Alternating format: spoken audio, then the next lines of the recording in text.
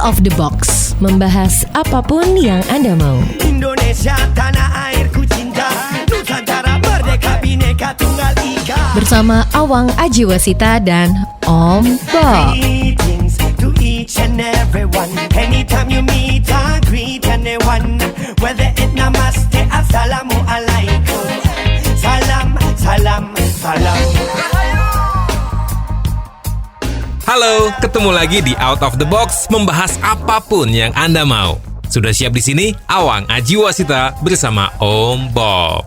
Langsung aja kita akan mulai diskusinya. Om Bob, sejak Omnibus Law disahkan oleh DPR beberapa waktu yang lalu, kayaknya sampai sekarang masih terus berkepanjangan nih. Di dalam pasal-pasalnya ada yang membahas soal pendidikan dan dikhawatirkan ini akan menjadi liberalisme pendidikan. Sebenarnya liberalisme pendidikan itu ceritanya gimana, Om Bob? Ya, ini memang apa yang dilakukan oleh pemerintah mengenai Omnibus Law ini memang mendapat tantangan yang sepertinya berat, ya.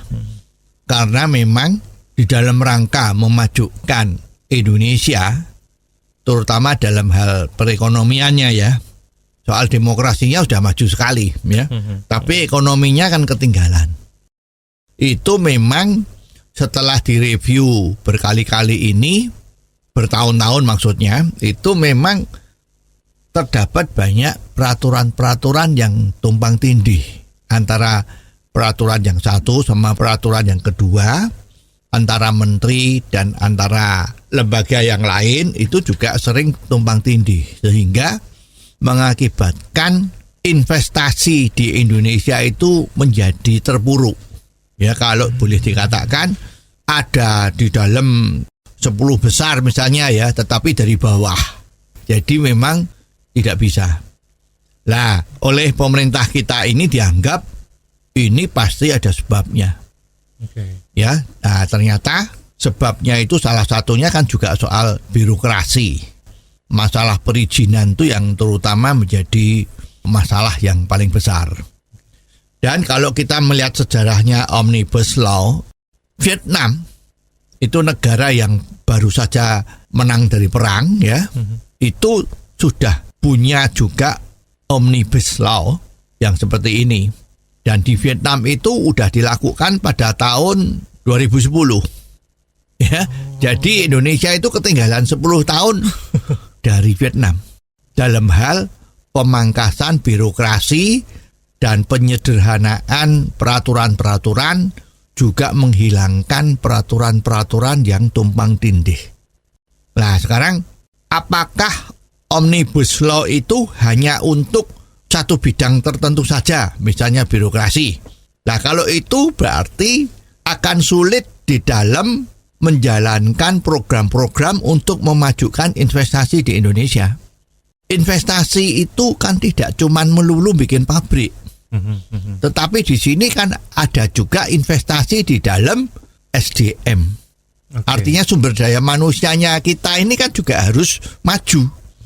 Nggak cuman dari pabriknya yang maju, fisiknya yang maju, tetapi manusianya harus bisa mengikuti kemajuan itu.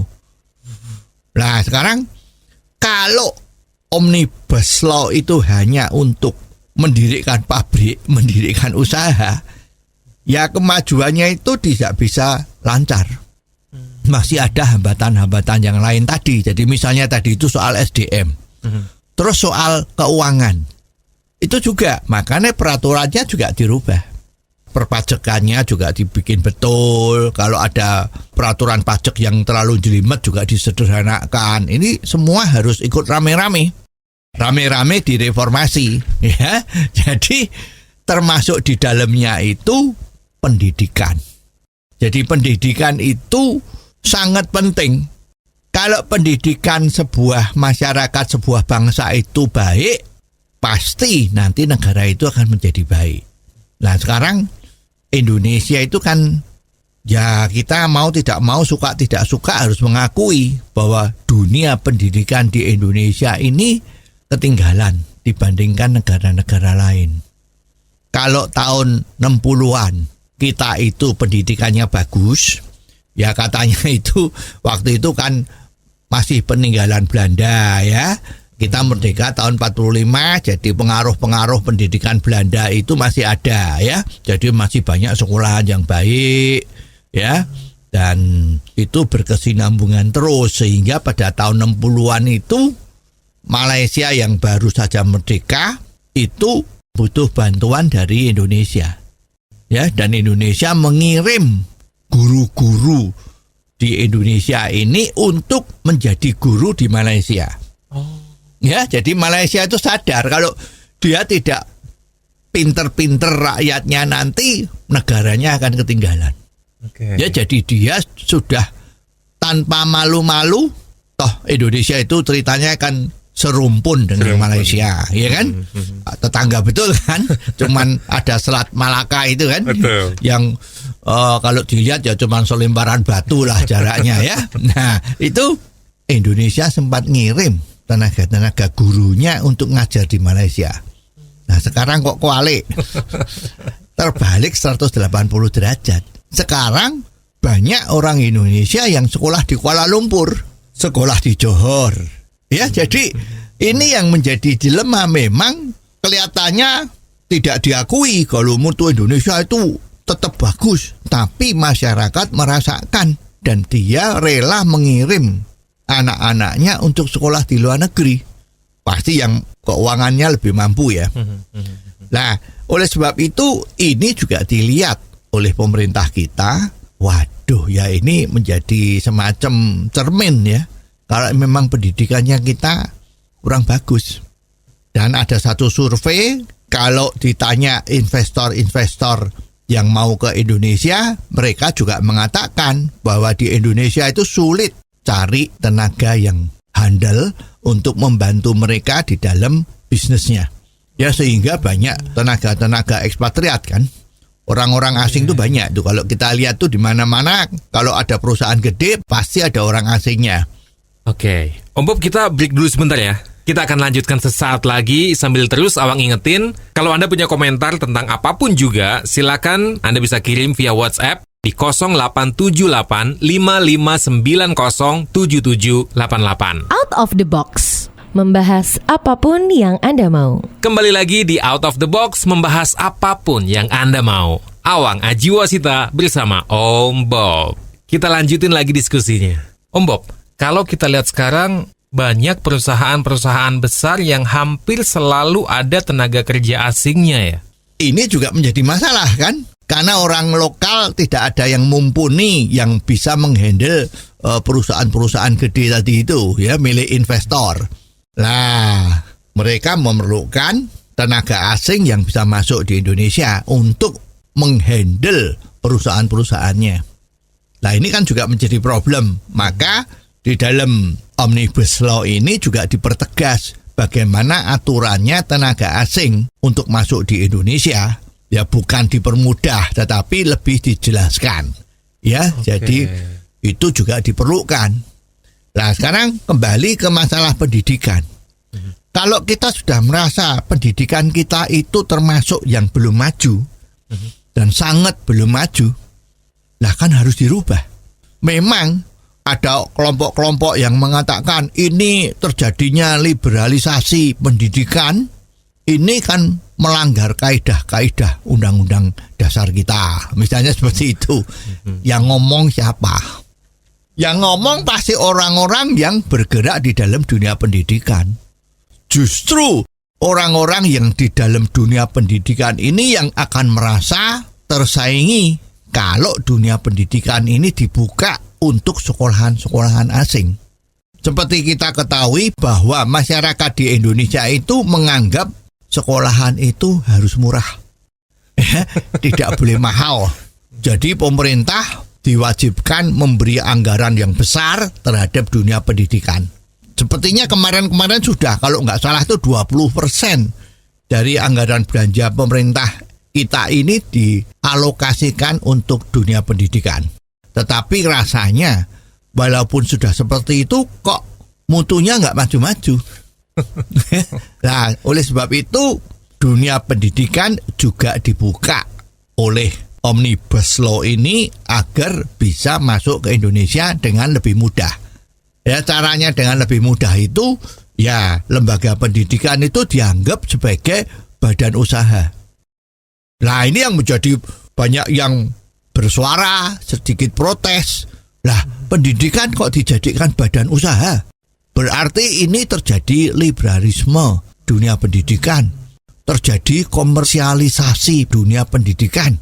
Padahal menurut undang-undang kan pemerintah berkewajiban memberi pendidikan yang baik kepada rakyatnya.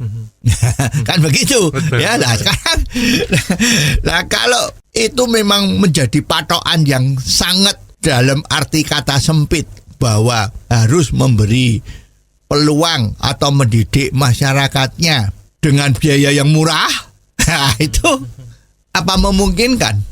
Ya karena dunia pendidikan yang baik itu membutuhkan biaya yang gede.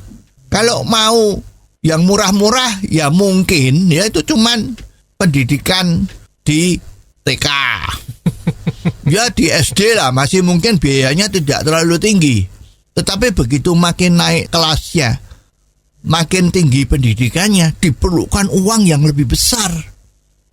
Nah kalau ini hanya digantungin sama pemerintah, walaupun sudah 20%, itu juga nggak cukup. Jadi memang harus dipersilahkan swasta untuk ikut rame-rame.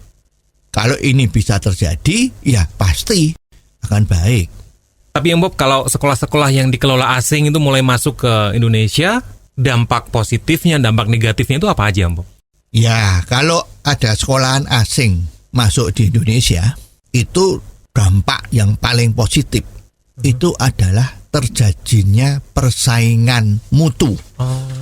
Ya, sekarang ini persaingan antar sekolah itu relatif tidak keras. Ya, sekolahan yang satu ada boarding schoolnya, wah ini menjadi keunggulan. Sekolahan yang satu katanya sudah pakai kurikulum internasional, wah sepertinya itu ya. Tetapi guru-gurunya, manajemennya, lain-lainnya itu kalau dibandingkan sekolahan di luar negeri ya kalah. Nah sekarang zamannya globalisasi ini, persaingan kita di dalam segala bidang itu kan musuhnya sama luar negeri, global. Ya jadi kalau kita hanya jago kandang, ya kata dalam tempurung kan, wah saya nomor 1 di Indonesia. Tetapi begitu dibandingkan sama luar negeri ternyata kita nomor 111. Jadi kalau nanti ada sekolahan yang dilola oleh asing itu masuk di Indonesia, otomatis ini menjadi tolok ukur dari seluruh sekolahan-sekolahan di Indonesia untuk mengejar menjadi sekolah yang baik seperti dia. Tapi apakah sekolah dari asing yang masuk itu selalu bagus, Om Bob? Iya. Kalau dia tidak bagus, dia tidak yakin, dia nggak berani masuk di Indonesia. Oh, ya itulah sebabnya mengapa dunia pendidikan di dalam Omnibus Law ini dijadikan badan usaha. Jadi perizinannya itu badan usaha karena memang uang yang beredar di dalam dunia pendidikan itu sangat besar. Oke Om Bob, kita akan break dulu sebentar. Dan jangan lupa, kalau Anda punya komentar yang ingin kita bahas di sini, silakan dikirim via WhatsApp 0878 5590 7788. Kita tungguin ya. Out of the box, membahas apapun yang Anda mau. Terima kasih Anda masih terus ada di Out of the Box, membahas apapun yang Anda mau. Masih bersama Awang, Ajiwasita, dan Om Bob. Oke, kita lanjutin lagi diskusinya. Ternyata dunia pendidikan di dalam Omnibus Law ini dianggap sebagai badan usaha karena uang yang beredar di dalamnya cukup besar ya. Mungkin kalau di Indonesia ya kalahnya sama anggaran yang infrastruktur bikin jalan tol itu sekarang ya. Nanti kalau infrastruktur jalan tol itu sudah selesai semua, nah, anggaran yang paling besar kemungkinan adalah pendidikan. Ini bukan anggaran pemerintah ya. Total biaya yang dikeluarkan oleh seluruh masyarakat di dalam pengeluaran duit, terutama di pendidikan, itu makin tahun makin besar dan luar biasa. Nah ini kalau oleh pengusaha yang jeli ya, ini adalah market yang besar. Oke. Jadi semua berusaha untuk masuk di dalam dunia pendidikan. Tujuannya memang idealisnya bilang membantu supaya pendidikannya maju macam-macam lah ya. Tetapi di balik itu kan selalu ada money, uang, UUD, ujung-ujungnya duit. Ya, jadi para pengusaha berbondong-bondong. Ini tidak usah dipungkiri, ini terjadi. Ya, kalau kita tanya di Indonesia saja lah, universitas itu kalau ditanyain, sekarang bagaimana situasi universitas you, sekolah you? Wah, susah, repot. Nah, bagaimana kalau mau supaya sekolahan you itu bisa untung, bisa hidupnya lebih enak, bagaimana? Ya, buka fakultas kedokteran. Nah, ini menjadi cita-cita dari seluruh universitas di Indonesia. Karena dia punya anggapan, mungkin ini benar ya, kalau buka fakultas kedokteran itu modalnya kurang lebih 150 miliar. Oh. Ya, karena ada laboratoriumnya, dosen-dosennya harus didatangkan kalau daerahnya nggak ada yang jago-jago kedokteran itu ya. Tetapi dia mengatakan, satu murid kalau mau masuk di fakultas kedokteran, biayanya paling sedikit 1 miliar misalnya. Wow. Nah, itu kan menggairahkan. Nah, jadi kalau dikatakan dunia pendidikan itu hanya mikirin membuat orang pinter, organisasi yang nirlaba, ini kan selalu diteriak-teriakkan itu, nirlaba. Ini apa betul? Karena kalau kita survei dari fakultas-fakultas atau universitas itu selalu kita kepengen buka fakultas kedokteran supaya duitnya banyak. Itu aja. Ya, jadi tidak bisa seperti ini. Dunia pendidikan itu diperlukan biaya besar untuk pendidikan yang baik ya. Nah, sekarang ada yang gaji dari guru-gurunya itu masih di bawah UMR Indonesia karena tidak mampu membayar.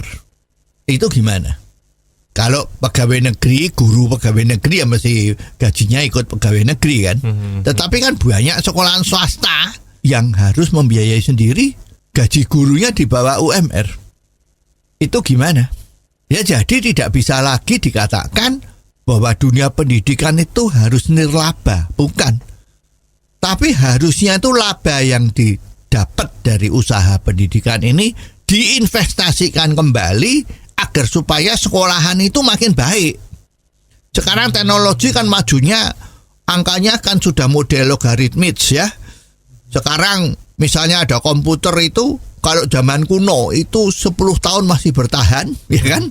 Baru diganti misalnya kecepatannya kayak atau apa kapasitasnya kayak gitu kan. Sekarang tidak sampai 2 tahun sudah muncul yang lebih baru. Betul. Dan itu kalau mau ganti komputer itu bukan gratis.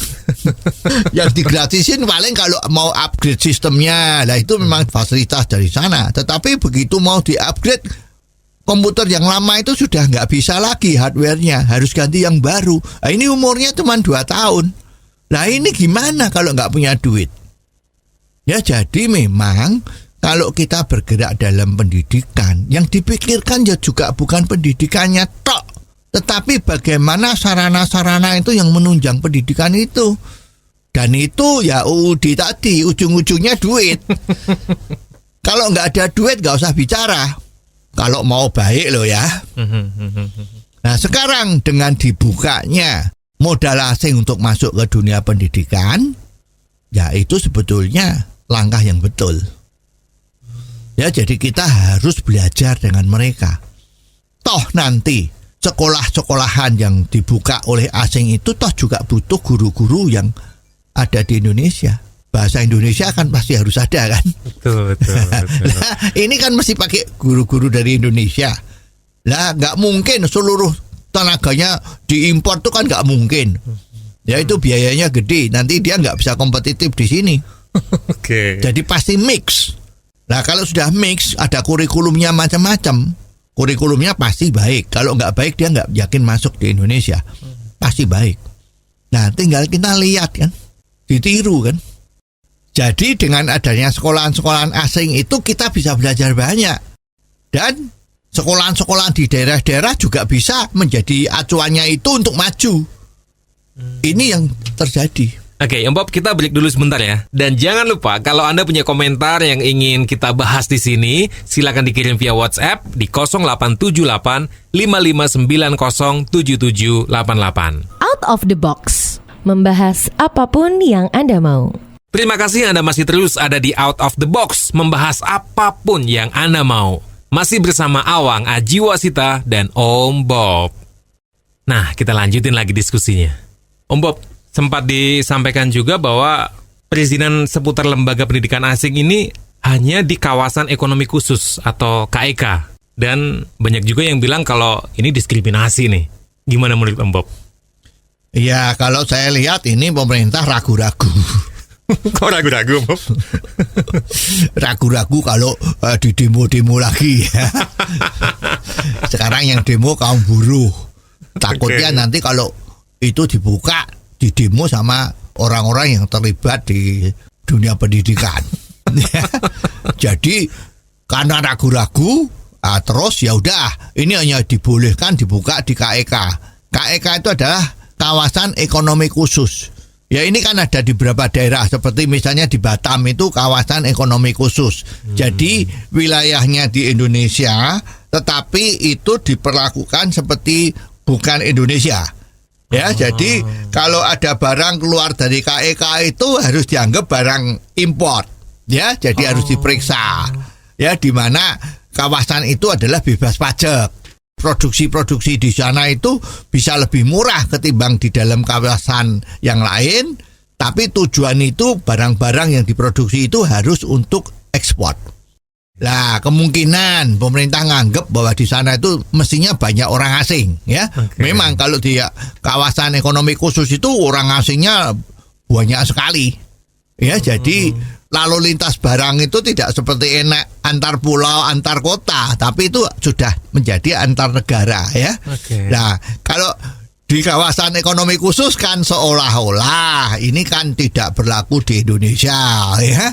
Nah, juga ada yang ngomong, nah ini kan diskriminasi. Orang Indonesia yang mau sekolah di sana kan jadi agak kerepotan karena hanya ada sedikit gitu. Itu kan diskriminasi. Sepertinya arah dari kelompok orang-orang yang anggap ini diskriminasi adalah mestinya itu dibuka semua daerah. Ya nggak usah malu-malu. Buka saja. Jangan kepalang nanggung. Ya toh sekarang itu kalau kita lihat di dunia pendidikan itu kan sudah banyak yang mahal-mahal lagi. Tapi muridnya ada dan dia hidupnya juga bagus ketimbang yang biayanya murah yang dapat subsidi pemerintah itu. Banyak kan? Misalnya ya kalau di Jakarta. Tapi nggak cuma di Jakarta ya, sudah sampai berkembang kemana-mana. Sekolahan Ciputra. Itu di mana-mana ada. Ya kota-kota besar ya. Mahal. Uang masuknya mahal, uang sekolahnya masuknya mahal.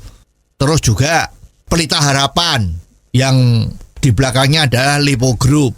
Itu apakah terus dikatakan liberalisasi? Liberalisasi itu belum tentu jelek loh ya. Tapi kalau liberalisasi demi kepentingan umum itu mestinya nggak apa-apa. Oke. Dan sekolah di Pelita Harapan itu bukan biaya yang murah. Fasilitasnya juga mahal. Jadi orang kalau sekolah di sana juga merasa worth it. Worth it itu kalau bahasa Jawanya itu cucuk. Kalau bahasa Indonesianya sepadan lah. Dengan apa yang dikeluarkan dapatnya itu sepadan. Itu muridnya tidak pernah kurang. Tiap tahun naik. Nggak tahu ini kalau sekarang pandemi ini gimana ya. Karena banyak yang sekarang namanya kelon kan. Kelon itu? Kelas online. Oh. Ya, karena tiap hari kelon katanya. Kelas online. Kelas online. Ya kan? Banyak ya, masih banyak yang ngomong kalau pendidikan itu kan konsepnya nirlaba, tidak cari untung, sehingga mereka menghendaki agar tidak bayar pajak. Nah ini salah. Kalau memang dasarnya itu pendidikan dan itu dia menguntungkan, ada laba. Karena laba itu kan mudah sekali, pendapat dipotong ongkos, dipotong investasi macam-macam, sisanya berapa itu laba. Ya, jadi laba itu yang di mana-mana harus kena pajak. Harus. Jadi pemerintah betul kalau lembaga pendidikan itu dianggap sebagai badan usaha dan harus membayar pajak. Itu betul. Karena ada labanya. Yes. Tapi Om Bob, kenapa sih pemerintah membuka kesempatan untuk sekolah-sekolah asing ada di Indonesia? Ya, satu, memang dipandang persaingan itu diperlukan. Nomor dua, jangan lupa Indonesia itu kan menjadi bagian dari dunia. Masyarakat dunia, masyarakat global, itu kan Indonesia termasuk salah satunya. Dan itu ada yang namanya WTO. Ya, dan Indonesia ikut meratifikasi WTO pada tahun 1995 bahwa pendidikan itu adalah termasuk sebagai industri pendidikan. Bidang usahanya adalah usaha jasa. Lah gimana? Ya kalau apa yang sudah disetujui bersama kan juga harus dilakukan. Betul. Ya sekarang kalau modal-modal Indonesia yang kuat itu mau buka sekolahan di Vietnam kan boleh, silahkan. Mau buka di Filipina boleh. Itu Indonesia banyak orang yang sekolah di Filipina loh. Baik manajemennya, baik fakultas kedokterannya itu banyak yang sekolah di Filipina. Berapa devisa yang hilang? Kenapa tidak di Indonesia saja? Toh bayarnya Indonesia pakai rupiah. Kalau di luar negeri pakai US dollar, gimana? Ya, jadi sebetulnya apa yang dilakukan pemerintah ini bagus. Ya, jadi jangan terkecoh dengan pendapat-pendapat yang lama. Ya, masih terbelenggu dengan sesuatu yang biasa. Kalau sudah biasanya, itu repot. Dunia sudah berubah. Dulu perubahan itu pelan sekali. Sekarang astronomis, cepat sekali. Lah kalau kita masih menengok ke belakang terus, ya mana kita bisa maju? Om Bob, kita break dulu sebentar. Sambil terus kita tunggu komentar-komentar Anda. Silakan dikirim via WhatsApp di 0878 5590 7788. Out of the box, membahas apapun yang Anda mau. Anda masih mendengarkan Out of the Box, membahas apapun yang Anda mau. Awang Ajiwasita bersama Om Bob. Kalau di dunia pendidikan dijadikan bidang usaha, berarti nantinya akan ketemu dengan perizinan dan lain-lain. Ini lalu gimana Om Bob? Kalau sekarang dunia pendidikan itu dijadikan badan usaha jasa pendidikan, ini kan diperlukan macam-macam. Ada izinnya, ya, ada syarat-syaratnya macam-macam. Justru ini yang harus disambut dengan gembira oleh teman-teman kita yang mau masuk dunia pendidikan sebagai usaha. Karena justru sekarang masalah perizinan itu kan menjadi mudah sekali. Ya, jadi sudah tidak dianggap macam-macam. Usaha pendidikan itu mestinya termasuk usaha yang tidak ada risiko tinggi. Ya, mau cuman gedung tok kok, ya kan? Jadi izinnya itu cukup pendaftaran. Mendaftarkan bahwa saya membuka sekolahan dengan badan usaha ini, pengurusnya siapa, modalnya berapa, udah selesai jalan. Nah kalau kemarin-kemarin coba mau bikin sekolahan, itu ada yang buka sekolahan, ya tetap itu masih namanya juga pakai yayasan, kan? Yayasan pendidikan, karena kan konsepnya harus nirlaba, ya kan? Itu 5 tahun, 10 tahun izinnya nggak keluar-keluar kok. Gimana? Ya jadi justru sekarang orang-orang yang mau masuk terjun dalam bisnis pendidikan, jangan ragu-ragu. Sekarang saatnya membantu pemerintah untuk memajukan SDM di Indonesia dengan jaminan tidak akan rugi kalau pengusaha tadi itu mengelolanya baik. Jadi mengelola pendidikan itu persis kalau kita mau bikin produk yang dijual di masyarakat. Ya. Nah, kalau pendidikan yang you jual tadi itu jasa pendidikan kan, mutunya bagus, ya, hasil muridnya yang lulus itu sopan santunnya bagus, karakternya luar biasa, semangat entrepreneurnya luar biasa, ya, bahasa Inggrisnya maupun bahasa Mandarinnya casisus, ya. Wah itu selalu orang mau sekolah di sana. Tapi kalau mahal gimana Om Bob? Iya, orang kalau mau berusaha itu ya nggak menunggu untuk disuapin terus. Orang tua kalau merasa anaknya harus sekolah di sana karena tuh hebat sekolahnya, anak saya akan bagus kalau sekolah di sana, masa depannya bagus. Mahal gimana? Ya dia harus berusaha menghemat pengeluarannya. Kalau misalnya ngerokoknya itu sehari 2 pak, nah sekarang kalau bisa nggak usah ngerokok lah, misalnya gitu kan. Kalau berlibur mewah-mewah macam-macam ya, kalau usahanya nggak maju-maju dia harus maju, harus begitu. Sehingga anaknya yang di sekolahan di sana pun merasa, wah ini orang tua saya cari duitnya setengah mati, saya sekolahnya harus hebat, tidak boleh mogok, harus lulus dengan bagus supaya saya bisa masuk di sekolahan sana. Nah ini kebanggaan, ada sesuatu yang dikejar. Kalau nggak ada sekarang gimana? Wah sekolah ya bodoh wae, cari kerjaan juga susah. Wah gimana? Justru dengan Omnibus Law ini pemerintah menghendaki dan yakin lowongan pekerjaan itu terbuka luas. Ekonominya akan menggelinding, semua orang dapat pekerjaan. Juga guru-guru loh. Kalau ada sekolah yang baik, yang bayarnya kalau sekolah mahal, itu pasti memberi gaji guru itu mesti bagus. Oh iya. Mesti. Iya. Wah, jadi ini sebetulnya kesempatan guru-guru untuk menunjukin kalau dia kemampuan ngajarnya luar biasa, supaya bisa jadi gurunya di sekolahan-sekolahan yang hebat tadi. Nah, sekarang kalau guru-gurunya tuh kalau kita lihat semangatnya kurang ya. Kalau ngajar itu seiniannya sendiri dengan tujuan supaya mereka les. Oke. Ya, pendapatan dari uang les itu lebih banyak dari gajinya. Itu gimana?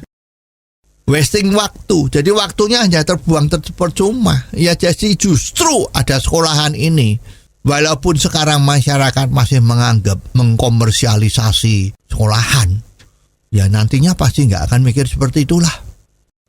Nah Om Bob, kalau ada fenomena seperti ini, sikap seperti apa sih yang harus kita miliki? Ya kita kan melihat bahwa pemerintah itu kan sudah betul-betul berjuang. Ya, ini kemarin ada yang ngomong, Indonesia itu dijajah oleh Belanda, VOC, itu 350 tahun.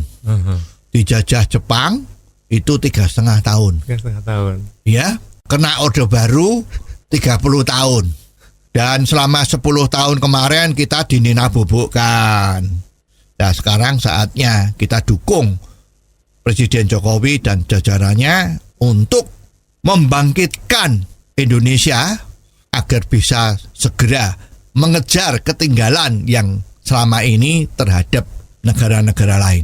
Insya Allah kalau semua mendukung, semeleh, legowo, pasti apa yang dicita-citakan itu akan terwujud. Yes. Sampai di sini episode kali ini. Terima kasih untuk kebersamaan Anda dan jangan lupa kalau Anda mau kirim komentar tentang apapun juga yang bisa kita bahas di sini, silakan kirim via WhatsApp di 0878 5590 7788. Atau kalau Anda ingin kirim via email, silakan dikirim ke ombobindonesia@gmail.com. Sampai ketemu minggu depan di Out of the Box, membahas apapun yang Anda mau. Awang Ajiwasita bersama Om Bob. Out of the Box, membahas apapun yang Anda mau.